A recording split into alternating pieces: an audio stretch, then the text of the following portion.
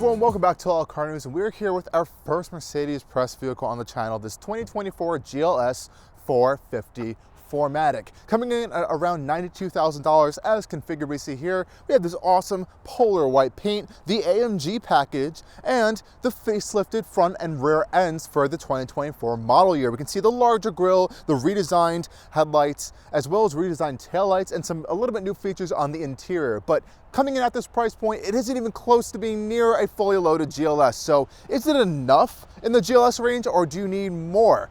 The GLS is competing against a pretty crowded class now of big, luxury, comfortable SUVs, such as the BMW X7 and some American competition like the Cadillac Escalade or a Lincoln Navigator. So how has this GLS been treating me over the past week? Our first Mercedes press vehicle, I'm going to tell you that in this video, and I'm going to take you guys on a full tour and review of this big, comfortable, and luxurious SUV. Okay guys, so what do we have going on under the hood of this GLS 450? Let's go take a look. Okay guys, for 2024, we have a little bit of a revised powertrain for the GLS 450.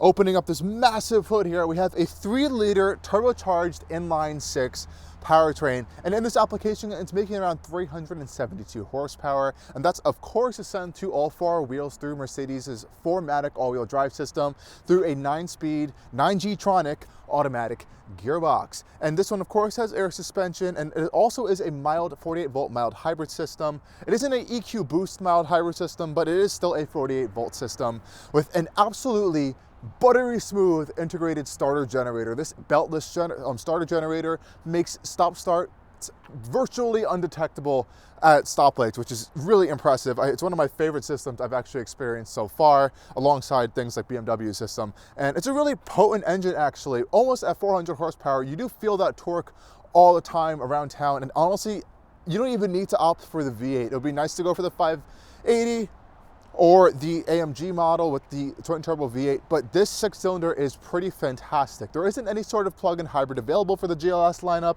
but that isn't really something you're gonna find common in the large SUV class right now. I guess another alternative to this, if you want something electric from Mercedes, is the EQS SUV, but though that is definitely going to be a little bit smaller than a GLS in terms of interior cargo room. But this is definitely a really nice powertrain. It did really pleasantly surprise me over this past week, though fuel economy is not fantastic, but again, that's something that's not going to be a high mark on these larger SUVs. It can also tow over 7,000 pounds as well, which is a nice plus if you opt for a tow hitch back there. And overall, pretty impressed with this powertrain. It's generally very smooth and buttery and luxurious. Let's take a tour of the exterior of this facelifted GLS 450. Now up front, you can already see the changes for this facelift 2024 model year, especially with the new grille design. It's definitely a unique look. I think it's a little bit better than the previous one in my personal opinion. I think I still like the previous facelifted version versus this updated one. I like the kind of copper gold bronze accent you can kind of see on this one here, but the gigantic Mercedes star is definitely more prominent than ever up front here. Now you can also see the updated headlights here, which I actually do prefer over the pre-facelifted GLS, and they're really gorgeous multi-beam headlights. They're incredibly bright at night. They do a really cool startup animation when you can see them at night, and they have really cool little Easter eggs within them. You can kind of see a multi-beam LED logo inside there. It also says, I think, 84 LED in this little piece right here. It's really difficult to see. There's a really cool details there. There's also a little Mercedes-Benz logo, and you can have that really signature S-Class style 3 lines going on there. That's how you really know this is an S Mercedes product. If going up a little bit closer to the gigantic grille here, we can kind of see that really unique finish on it. If you really look close at this Mercedes star here, which is not illuminated, and that's because it is the full-on Distronic package, you can actually see there's little lines behind the star, and I believe that's to keep this thing heated to make sure nothing really blocks your vision at night. You can also notice there is a camera up front here, as this has a full 360-degree camera system, and this one also has the AMG package. So this is really just a visual appearance package outside. We have a sportier front bumper, which I think looks really fantastic on the GLS, especially in white, and the AMG Night package, which blocks out the exterior trim and adds additional kind of black trim on the exterior. Now, also coming over to the side here, we have these optional AMG wheels, which you can access once you opt for this AMG package. They're a 5-spoke kind of star-style wheel in the style of Mercedes-Benz's star here. I wish the Mercedes-Benz logo was kind of lined up with the wheel pattern there, but it's a nice blacked wheel with a kind of a machined diamond cut finish around it. It's a nice wheel. It's a lot bigger than it actually looks in person, which is kind of crazy. And we're wrapped around with Pirelli Scorpion tires here. I think it fits this package really well, but you do have a host of wheel options on the GLS, and this one's pretty nice. Now, since we do have the AMG package, we also are getting AMG brakes as well. This one doesn't have any kind of fancy calipers. It just says Mercedes-Benz kind of on the side of the script there. Now, at over 200 inches long, the GLS is definitely a pretty big vehicle, and you can notice that from the side profile. With the air suspension, it can get kind of low on a entry exit position and also pretty high for an off-road style position if you do need a little bit of an extra ground clearance. But I do appreciate the kind of full body color design that the AMG package does give you, and especially with the AMG Night package, you can see that whole blacked out trim on the whole side profile of the GLS. Now, what is new back here are these new taillights coming to the rear of the GLS. Gone are those kind of like outline design for the taillights, and instead in its place, I think there's a much favorable look here of this kind of triple LED look on each side of the taillight. I honestly prefer this a lot more than the previous taillight design. Now, also back here, Mercedes continues to be doing their kind of fake exhausting, but this is a pretty much industry-wide thing now. There are some benefits for it. You kind of never have to have these dirty surrounds here, and I guess it could be a safety feature if no one touches a hot exhaust, but that is just a general industry trend thing right now. Some people don't like it, and some people just never notice it. Now, coming to the rear of the GLS, let's check out the cargo room. We have around 87 cubic feet of maximum cargo storage. We can open it with the key fob back here from the trunk. Of course, we have a power tailgate on this $90,000 plus luxury SUV, and now you can see it right here with the third row up. Now, you can fit 2 people in the third row, and this one has captain's chairs, so it's not the full 7-seater, but you can see how much space we get behind the third row here. Honestly, it's a little bit bigger than I was even expecting, which is pretty impressive. Sometimes spaces behind the third row are pretty tiny. It looks like under here we have more storage room with a spare tire, which is a fantastic touch here. We also have this cargo cover, which is not in place right now. You can see how much room you have back here. Check that out. We'll go take a tour of those seats in a little bit. But what I really love about these seats back here is that all seats are completely powered. And Mercedes was smart to put the buttons here. You also have an air suspension button right here to kind of lower the rear of the vehicle down if you do need a little bit of some access as well, which is nice. Now, to fold the third row down, you literally just pull these 2 buttons down, and they should fold down. And what's really cool is that Mercedes will actually move the second row out of the way for you so the seats can fold down properly. You can see that seat will fold down there. Fold down the right-hand side now for us. You can see it move the front seat up there just a little bit. And that third row seat is down. Now you can really see how much storage space you're getting back here. This is a pretty wide rear storage area. And of course, we still can fold the second row seats down. And thankfully, that operation is also a powered affair. You can press these 2 buttons here and they should be able to fold down pretty easily. Let's do that now. Check that out. Really cool dance they do when they're being folded down. I really like that. And of course, it's fully powered, so you can pull them back up as well. But just check out how much space you get in the back of this GLS with all of the seats folded down. It's really impressive, really vast storage. Let's go take a tour of the rear seats now of the GLS. Getting inside, pretty easy. You have a massive rear door. Just check out the size of this rear door. A lot of space here, and opening it's pretty easy. All 4 doors have keyless access integrated onto them, which is really nice. Very luxurious of a feature. These doors open pretty wide as well, almost to a full 90-degree angle. Not completely 90 degrees, but pretty close. And we can see we have this really gorgeous interior back here. Let me just move our snow scraper Mercedes provided me out of the way right now. And we can see this MB Tex interior. So we have the MB Tex black up here with the kind of brown MB Tex over here, and all the buttons and switch gear here are metal. So this is a nice aluminum buttons here with the aluminum Burmester speaker grills right there, and of course automatic windows. Now, what's shocking we actually don't have in here is any kind of power sunshade in the rear seats whatsoever. I'm surprised that this didn't even come standard. I've seen some lower entry price vehicles come with that standard, though thankfully these seats are generally pretty comfortable. Let's hop inside and check them out. Getting inside is pretty easy. We have a really large opening, even a nice kind of low step area. You can get side steps, but I honestly think they're kind of pointless because especially if this has air suspension, the vehicle's already low enough. It's really not that high off the ground most of the time. We have these illuminated aluminum side sill plates. Closing the door, Nice solid thunk there. We don't have soft close on this particular one, but you can check out how much legroom I have back here. This is my driving position, and I can like stretch out in this center row. There is a lot of space back here, a lot of roomy footroom here. You can kind of see there are cutouts under the front lower seating area to kind of have space for your feet. You also have these cargo nets back here, which is nice. Again, really nice, spacious rear seats in the second row. Now, these seats, since they are captain chairs, we also are getting armrests right here, which are nice. You can fold them up and down. And you can get a 3-seater back here to have a full 7-seat vehicle, though this one does not have that particular option. And as I demonstrated before, these headrests over here are actually powered, which is really cool for a second row. Check that out. Make a subtle little noise there. And these center seats here are also fully power adjustable, so I can adjust my backrest here. I can also adjust the lower positioning of the seat. I do not have to worry about headroom with this absolutely massive panoramic glass roof, though that does not extend over to the third row passengers whatsoever.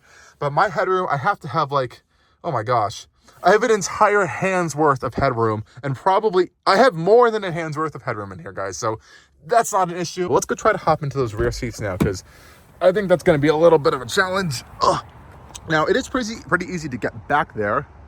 Yeah, guys, so it appears that Mercedes has decided to put the button to get into the rear seats on this side. Now, you can see that both sides do have these pull tabs to fold the seats down, but if you want an effortless operation, you have to pull this little lever here, and you do have to let it do its little dance thing here. It's going to move the front seat up, because in order to really access the third row, you have to kind of move the front seat up. And you can't do that with the driver, because obviously there will be a driver there. So this powerful operation is going to be on your passenger side thing. It's something to note here for convenience, but you can kind of see how mechanically advanced this seat is to kind of fold in this way to allow you to get up there. And now we can hop into the, oh boy, the third row here. Getting in isn't super difficult, but it's a little tight back here for sure. You can kind of see all the seat mechanics going on now. I guess I can just push this button down to fold the seat back. Let's see if it's gonna crush my legs here. I can already tell you that this seat back here is meant for children. I don't think adults are gonna have a fun time back here. Okay, so it stopped there. I think it knew that there was a person back here or something. I'm sure it's smart enough. You can kind of see, I mean, I honestly have a decent amount of room. I can kind of shove my feet in the center console here and a little bit on this right-hand side here. I guess since there isn't a center third seat here in the second row, I have a little bit more space. If there was one there, I would be a little more cramped for sure. We do have our own headrests back here, which we do have to move up to kind of into this position here. They aren't the most comfortable thing, I would have to be honest, but once they are up there, it's honestly not that bad. The seats are the same MB Tex material. Each third row passenger does get 2 USB-C ports, a cup holder, which is nice. You can see them on my side as well, and a nice big window so they don't feel claustrophobic back here. Honestly, it's not the worst space, but it is definitely on the tighter end of a third row space. And you can kind of see there is a drivetrain hump going through the center console, because this is a rear-wheel drive based vehicle, which pretty much a lot of these big SUVs are at the end of the day. So there is going to be some space kind of occupied by this drivetrain here. But I don't know if I'd want to sit back here too long. It isn't the worst place to be, but now you can see that second row passenger would be very uncomfortable if they were there. Getting out, it should be easy. You kind of just pull this lever here, and it should just do its little dance automatically for you. And once that's complete, you can kind of hop out there. It honestly doesn't take too long to do this little maneuver. Okay, maybe it does take a little long. And then we could hop outside of the GLS. And then, this is definitely an operation. You can just let it do its thing to go back into place. It looks like I do have to hold it down actually to put it back into place, which could be a little inconvenient, but I guess that's a safety feature to not crush your rear passengers. Let it lock into place here. The headrest is gonna go back up and you're set. Let's go take a tour of the front end of the GLS now. We can see again, we have our full keyless access here, of course, as expected in a GLS. And again, same nice treatment on the door panels. Of course, all that MB Tex material here, the nice brown and the contrasting black. We have this really nice open pore kind of gray wood trim here. Again, nice metal speaker grills. And of course, up here we have heated and ventilated seats, which is a really nice touch. Memory seats as well and full power adjustment. Nice big open storage cabin on the side. We have a little bit of a cheaper plastic down here. And we do have, again, illuminated aluminum side sill plates. So let's hop inside now. AMG mats, part of the AMG package. Pretty easy to get in and out of the front of the GLS. And let's shut this door up. Nice solid thunk here, and we can see we have this really nice, gorgeous, updated cabin for the 2024 model year. Nothing too crazily new, but it is a nice space. Let's power this big beast on. Stop start button here. And it comes to life for us pretty easily as well. So, what's it like being in the GLS with this 2024 model? Now, the gauges in the infotainment system aren't the most advanced MBUX systems, MBUX, Mercedes-Benz user experience systems you can get in a Mercedes. That you're going to have to go to something like a EQS at the Hyperscreen or the new E-Class with the Super Screen. This is the latest, more advanced operating systems, but this thing is still pretty impressive and very nice. You can see here we have the AMG steering wheel as part of the AMG package. I honestly really love this steering wheel. It's a really cool shape. It's a very thick rim. You can see we have this perforated leather wrapped around here, as well as this flat bottom design, these aluminum strakes right here, and this really prominent Mercedes-Benz airbag cover here. Now, we also have paddle shifters on the back to control our 9-speed 9G-tronic automatic gearbox. Now, and then we also have all of these touch controls here, which they do work on occasion most of the time, but I'm just not the biggest fan of touch buttons on steering wheels. They're a little bit finicky to use sometimes, and I'll demonstrate that just in a little bit. Left hand side, we have our wiper stalk and turn indicator, and we have our gear selector on this right hand side in a cheaper-ish feeling plastic, but generally they're very convenient and easy to use. Now this one, again, like I said, has the MB Tex interior, no leather, so we have these nice brown leather seats. They're generally very comfortable. They don't have a massage function, but they do have kind of like this seat kinetics thing where it'll move the seats around for you, so you don't get super tired, but a massage is available on the higher end GLS products. Like I said, they are heated and ventilated, which is nice, and you can turn both on at the same time, which is a German thing, I think. And you can also control the the passenger side seat with this little button here, so I can kind of move this seat forward and back using the driver's side controls, which is pretty fun. Otherwise, not too many seat controls actually in this one, since it is not a super highly spec'd GLS. On our left hand side, we do have our light controls for automatic. Pretty simple and easy to use, and everything is very nice and high quality feeling generally in this interior. Center console, we have a nice, really cool design here with these big handles, very solid feeling. We can see the ambient lighting is integrated into them as well. Nice kind of a center trim, and the MB Tex carries throughout the entire side center console. Decent amount of storage. Over here we do have a USB-C port as well, and the Mercedes did provide me with a cleaning cloth for all of the screens in here if I did need it, which is really nice of them. Closing that up, nice quality. We also have our controller in the center console here for our air suspension, as well as a little armrest here wrapped in the MB Tex material for our touchpad here. I'm not the super biggest fan of this touchpad. I'd honestly just use the touchscreen or the steering wheel controls to kind of control the main infotainment system. This one can be a little bit finicky to use sometimes. I wish there was more of like a haptic feedback on here instead of just a ticking sound. But you do have some physical buttons here. We have our drive mode selector, parking sensors and parking camera controls, some more vehicle controls here, which is nice. Favorite button, navigation, radio and telephone, and volume control as well. You can see that nice open pore wood trim. Really nice lever to open this center console piece here. Where we see we have these two massive ambient lit cup holders, which have a little bit of an additional holder there. We also have a wireless charging mat, which does work pretty well. It looks like it's kind of ventilated a little bit as well, or has some holes here for some air to kind of flow through there so it doesn't overheat. Two USB-C ports in here as well as a traditional 12-volt socket, which is nice. Closing that up, it makes a nice sound. I love how Mercedes is separating the climate controls in here, unlike their higher tech, newer vehicles. I like to have nice physical climate controls, and they sound really cool too, and interact with the ambient lighting here. Once I make the vehicle cold or hot, you can see it's changing colors, making it cold, making it hot. That's a really cool touch here. You have an additional climate control menu in the infotainment system, but the auto function is so good, I honestly don't even need to really climb into there to change much around. Hazard lights right here, and they all have a really nice sound to them. Really nice. And we can see our AC rest button, which you can turn on when the vehicle is off to kind of keep the cabin on the same temperature for around 30-ish minutes, which is nice. And of course, a manual sync button, which is fantastic.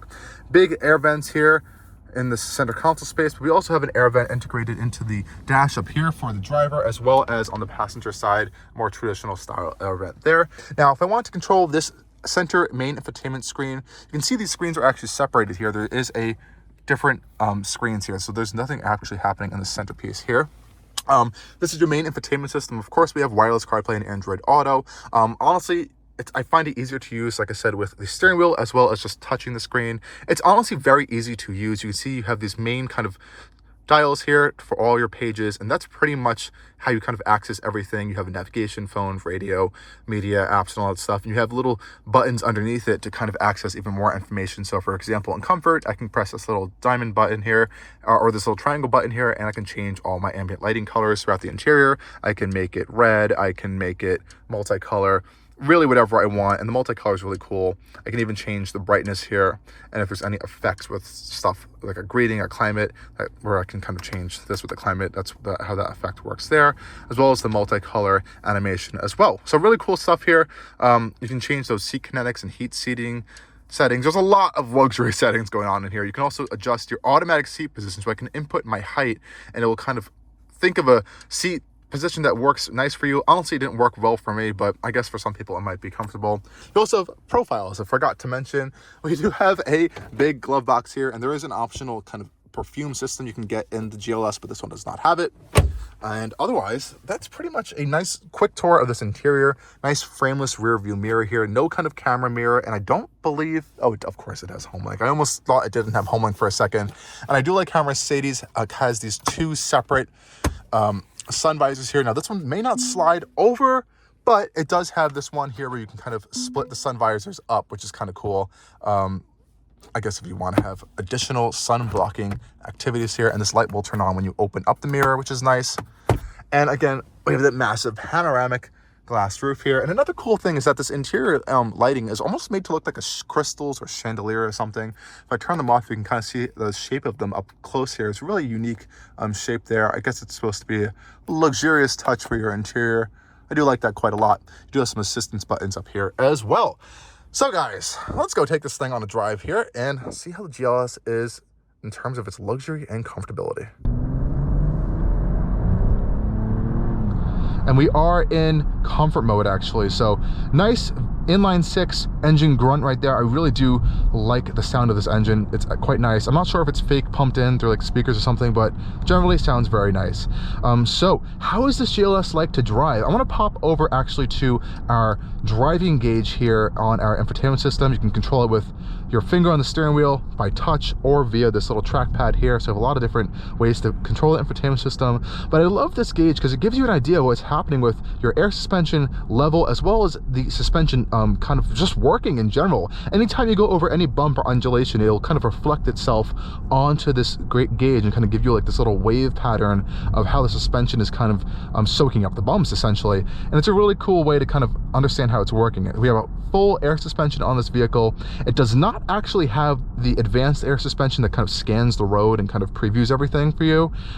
That's in the higher end GLS's, but you still can't complain with a really fantastic air suspension system. This is right up there with the best of the best Range Rover, Land Rover air suspension systems. Really comfortable, soaks up the bumps really well. And if my only complaint with this air suspension system is that it is very luxury focused. This is a luxury, comfort focused vehicle.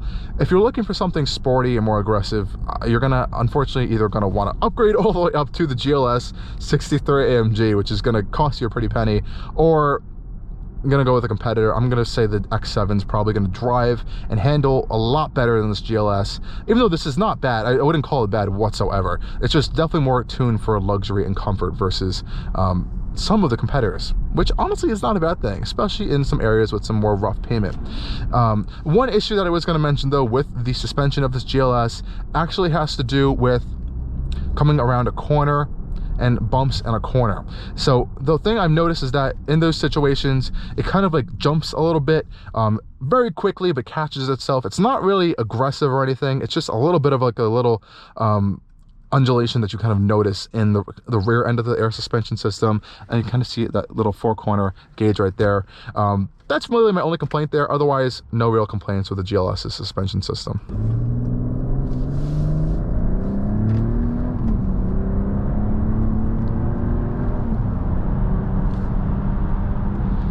So very, very strong power from this inline six powertrain here on the GLS.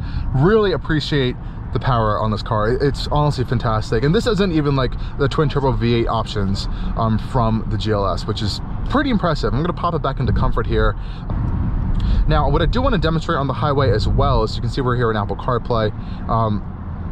is the Distronic system. So this GLS has a fantastic, I almost want to call it full self-driving system here, and it really does work very well. It's also very simple to use. So the best way I would kind of demonstrate for this to be used is we're going to pop over to our assistance screen here, and once we're in our assistance screen, we are able to kind of like see a little bit more stuff that's happening with this Distronic system while it's on. So to activate it, we're going to go to our left hand side of our steering wheel here, and you can see on this bottom little spoke of the kind of two spokes on the left hand side, we have all of our settings here. So what is the system? So it's compromising of your full radar adaptive cruise system, but it's also working with lane keep assist, blind spot warning, all the sensors around the vehicle, and it also incorporates things like automatic lanes change and a lot of other nice stuff.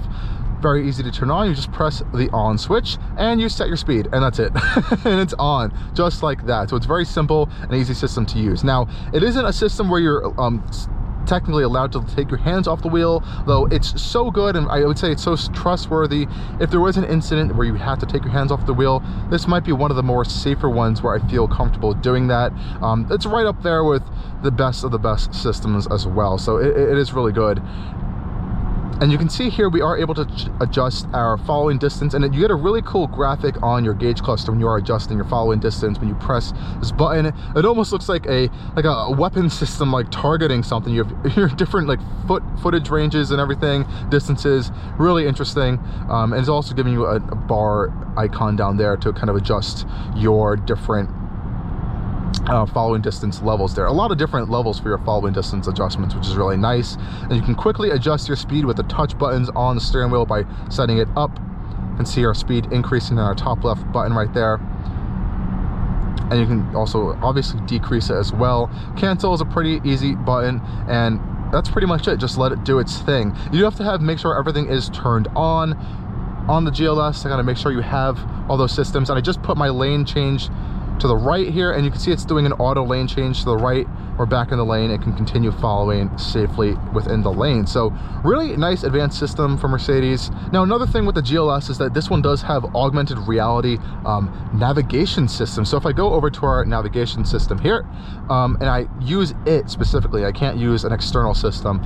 Here you can see the AR navigation system kicking into life right here.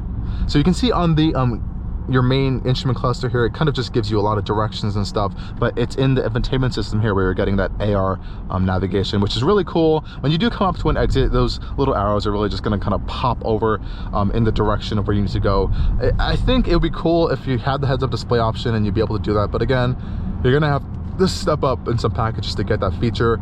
I think the Cadillac Escalade does put that in the cluster in front of you, so I'm not sure why Mercedes doesn't do that. I think they may consider it a safety feature to not have it there. The thing I may want to point out here is that this infotainment system, while it is easy to use, the touch points can be a little bit cumbersome sometimes, especially with this trackpad here. I wish there was haptic feedback on the trackpad itself, and I also wish there was a physical button or something on the steering wheel to control it. Yes, it is a touchscreen, but you do have to reach a little bit to get to it, and you can control it from your steering wheel, but sometimes it just doesn't want to register the inputs, and once you kind of try to scroll it through it a little bit of times, you really have to give it these very gentle inputs to kind of get where you want to, and then it becomes a little bit more intuitive. But sometimes, like navigating through Apple CarPlay, it just, right here, it got stuck. It glitched a little bit, and it just doesn't want to work all the time. So guys, what am I gonna rate this GLS? I honestly would give it a solid 8 out of 10. I wouldn't call it a class-leading vehicle in any real terms. It's a good choice, definitely to consider in this segment. But I think my heart is still gonna be in a BMW X7. Just, I personally prefer the looks. I know it's a crazy thing to say to some people, but if you're gonna look at the German vehicles, I might just go for that one, because I like a little bit more of a sporty, dynamic driving experience, and I don't wanna be shelling out God knows how much money for a GLS 63 when I can just get that in another vehicle for a little bit cheaper. Not to say this vehicle is bad whatsoever. It's a great car, very comfortable, very luxurious. Like I mentioned, some of the little minus points here. This expensive sound insulating package is great, but I still hear a lot of road noise coming in here. The audio system, well, it's a nice Burmester system with these gorgeous speaker grills. I wish could be a little bit better for $92,000 without having to opt for an additional 3D audio system package. Nonetheless, guys, thank you for joining me on this review of the GLS 450 4MATIC 2024, and thank you again to Mercedes for providing me this vehicle for review. And as always, guys, stay tuned for more coming on Allcarnews. Cheers.